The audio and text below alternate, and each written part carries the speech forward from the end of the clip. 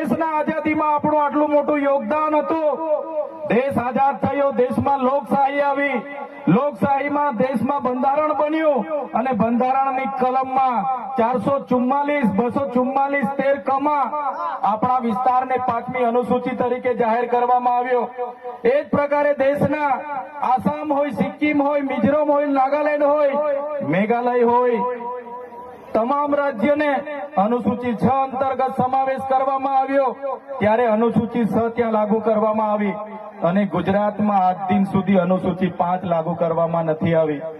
અને આ સત્તામાં બેઠેલા લોકો અનુસૂચિ 5 લાગુ હોવા છતાં પોતાનો સત્તાનો દુરુપયોગ કરીને આદિવાસીઓની જમીનો છીનવી રહ્યા છે, આદિવાસીઓના ખનીજો છીનવી રહ્યા છે, કુદરતી સંપાદનો છીનવી રહ્યા છે, રોડના નામે, ડેમના નામે, આ વિસ્તારમાં કોરિડોરના નામે, જીએમડી